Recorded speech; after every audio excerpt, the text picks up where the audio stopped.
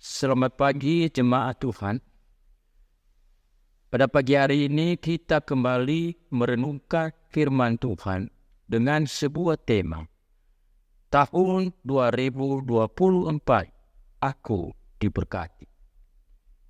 Di dalam kitab Ulangan pasal yang ke-28, ayat yang ke-12 dan ayat 14, Tuhan akan membuka bagimu perbendaharaan yang melimpah, yakni langit untuk memberi hujan bagi tanaman pada masanya dan memberkati segala pekerjaan, sehingga engkau memberi pinjaman kepada banyak bangsa, tetapi engkau sendiri tidak meminta pinjaman. Tuhan akan mengangkat engkau menjadi kepala dan bukan menjadi ekor. Engkau akan tetap naik dan bukan turun. Apabila engkau mendengarkan perintah Tuhan Allahmu yang kusampaikan pada hari ini, kau lakukan dengan setia. Dan apabila engkau tidak menyimpang ke kanan atau ke kiri dari segala perintah yang kuberikan kepadamu pada hari ini, dengan mengikuti Allah lain, dengan beribadah kepadanya. Sidang jemaat yang terkasih, Tuhan itu sangat baik dan amat baik kepada kita anak-anak. Dia tidak hanya peduli kebutuhan kita secara jasmani, tapi dia juga peduli kebutuhan kita secara rohani. Bapak, Ibu, dan Saudara, ketika kita bisa tidur dengan nyenyak setiap malam, itu sudah berkat yang luar biasa yang kita terima dari Tuhan. Ketika keluarga kita solid, suami dan istri sepakat, itu juga sudah menjadi berkat. Ketika anak-anak tahu mengasihi, menghargai orang tua, itu sudah menjadi berkat yang luar biasa bagi kita. Pada pagi hari ini saya membagikan 4 kunci untuk kita mengalami berkat Tuhan di tahun 2024 ini. Namun pagi ini hanya 2 hal poin penting yang saya sampaikan. 2 poin penting berikutnya akan saya sampaikan pada pertemuan berikutnya. Hal yang pertama untuk kita mengalami berkat Tuhan di tahun 2024 ini adalah 1. Memberikan persembahan, persepuluhan kepada Tuhan. Kita melihat pasal yang ketiga, ayat yang ke-10 sampai dengan ayat yang ke-12. Bawa seluruh persembahan persepuluhan itu ke dalam rumah perbendaharaan, supaya ada persediaan makanan di rumah ini. Dan ujilah aku firman Tuhan semesta alam. Apakah aku tidak membukakan bagimu tingkap-tingkap langit dan mencurahkan berkat kepadamu sampai berkelimpahan. Aku akan menghadap bagimu belalang pelahap, supaya jangan dihabisinya hasil tanahmu, dan supaya jangan pun anggur dipandang tidak berbuah bagimu, firman Tuhan semesta alam. Maka segala bangsa akan menyebut kamu berbahagia, sebab kamu ini akan menjadi negeri kesukaan, firman Tuhan semesta alam.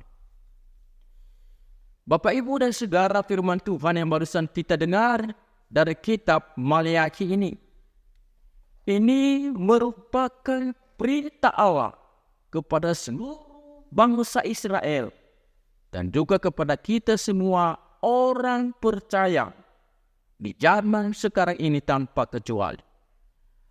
Kalau kita berbicara tentang sebuah perintah, maka perintah itu harus ditaati. Di dalam kita memasuki tahun yang baru ini untuk kita dapat diberkati, kita harus taati firman Tuhan dengan memberikan persembahan, persepuluhan kepada Tuhan. Ketika kita mengembalikan persembahan persepuluhan kepada Tuhan, ada makna teologis yang perlu kita pelajari bersama.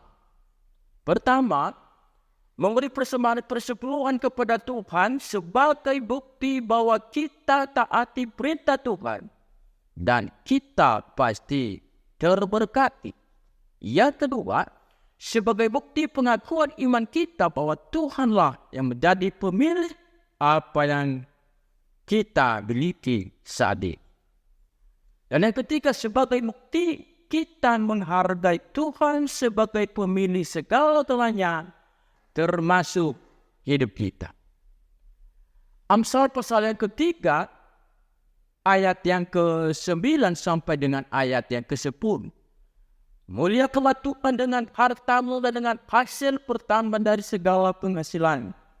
Maka lumbung-lumbungmu akan diisi penuh sampai melimpah. Dan bejana pemerahanmu akan meluap dengan air buah anggurnya. Untuk kita mengalami berkat Tuhan di tahun yang baru ini, yang pertama yang kita lakukan adalah mengembalikan persembahan persepuluhan kepada Tuhan. Kunci yang kedua untuk kita mengalami berkat Tuhan, menghormati orang tua. Di dalam kitab Keluaran pasal yang ke-20 ayat yang ke-12, hormatilah ayahmu dan ibumu supaya lanjut umurmu di tanah yang diberikan Tuhan Allahmu kepadamu.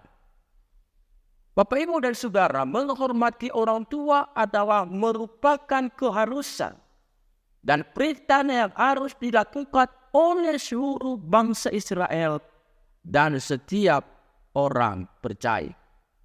Pertanyaannya kepada kita adalah mengapa kita harus menghargai, menghormati orang tua? Karena orang tua adalah sebagai wakil Allah di bumi.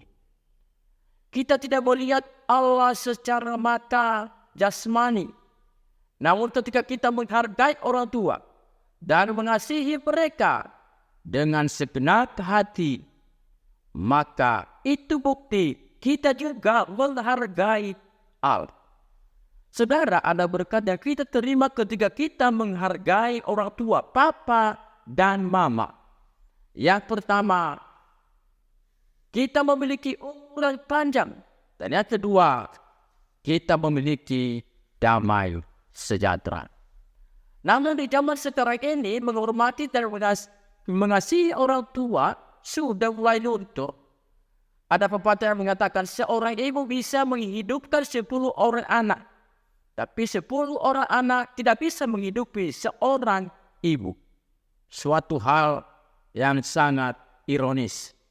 Dalam kitab Amsal pasal yang ke-30 ayat yang ke-17 dikatakan, mata yang mengolok ayah dan enggan mendengarkan ibu akan dipatuk gata lebah dan dimakan anak rajawali. Amsal pasal yang ke-20 ayat yang ke-20 dikatakan, siapa mengutuki ayah atau ibunya, pelitanya akan padam pada waktu kelak. Saudara, mau kita diberkati oleh Tuhan di tahun 2024 ini, kita memberikan persembahan persepuluhan kepada Tuhan dan kita menghargai orang tua. Tuhan memberkati kita sekalian. Amin. Kasih setiamu nyata bagiku, hikmat kebajikan tersedia bagiku. Semua alasanku limpahkan segalanya, dan anugerahnya sangat besar bagiku. Semuanya aku diberkati, aku dilimpahi, karena alasanku menyertai.